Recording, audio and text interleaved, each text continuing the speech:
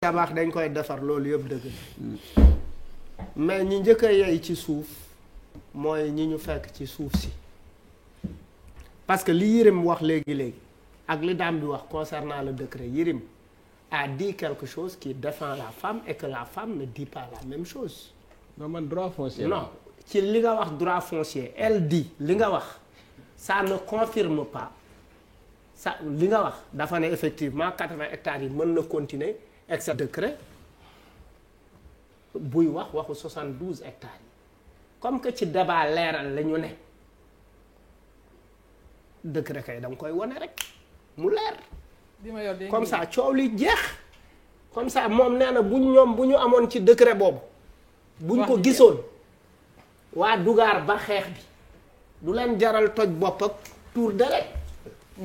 si elle est en possession de ce décret pour match bi fin match bi tas xam nga luy match bu tas prix match bi tas décret bi la génn oui Bouba man en fait lu ma bëggoon convoqué mooy je pense bu ñu basé wu si décret yi rek kii génne que la génne day compliqué bon c'est vrai que waa PICOC dañ soxna si dafa ne moom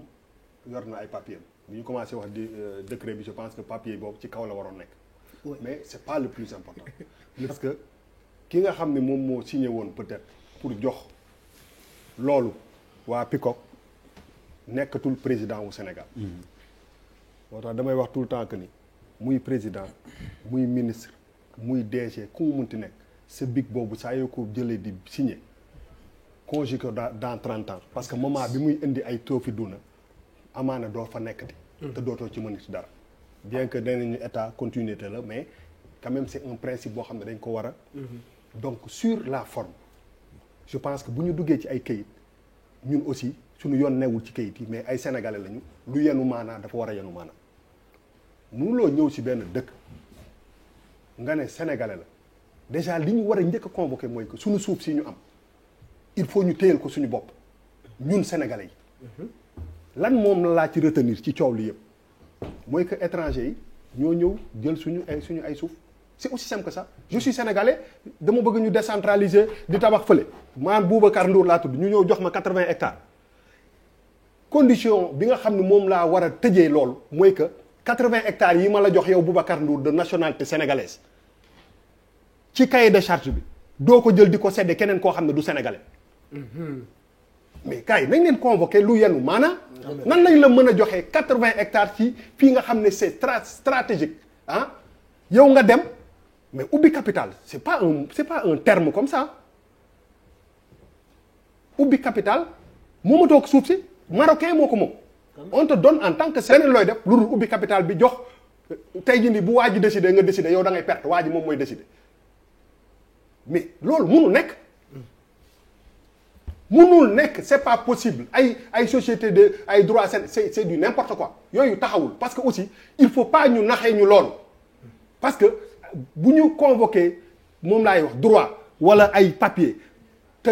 boolewuñu ci la nga xam ne lu yenu maanaa la sama yaay jee wala sama papa jee boo ko laajoon danaan ah lii de yenuwul maanaa nañ leen di wax Sénégal li nga xam ne moom la ñu mën a dégg aujourd'hui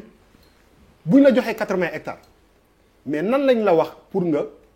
exploiter 80 hectares yi loolu mooy question bi 80 hectares yi nga la jox buñ la ko waxoon di nga génn waaw mais xaaral rek 80 hectares yi buñ la ko joxee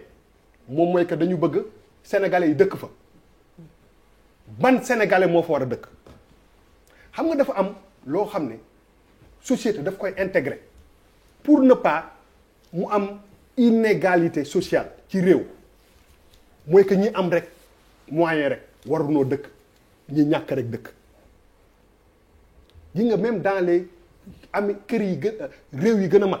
dans les quartiers les plus huppés dañuy def ba nga xam ne bu ñu defee 10 kër yoo xam ne jaay ko $200,000 pour ki nga amul pour que inégalité boobu am te loolu société ci noonu lay demee pour nit ñi bañ a sentir que dañ leen beddi quand on ne doit pas donner 80 hectares au Sénégal fii ci Diamniadio bii di ko jox ay étrangers loolooy dëgg sénégalais bi bu ñëwee ne dama bëgg a tabax oui jox ko 80 hectares mais na ko tabax bul ko may possibilité mu ubbi capital encaissé ay milliards yóbbu ko ci benn banque suisse fële ñëw toog naan la après kër yi le plus ngay dem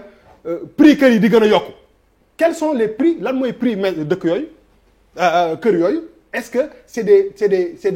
des logements yoo xam ne accessible na pour ki nga xam ne am na xaalis ku dëkk mënoo jël Dougar 80 hectares génn ña fa duggoon Dougar yam na leen dem leen fële da nga leen war a intégrer am na benn pourcentage boo xam ne war nañ leen mën a am accès ci loolu war nañu mën a prioritaire aujourd'hui lu ñu mënti wax entreprise bi bu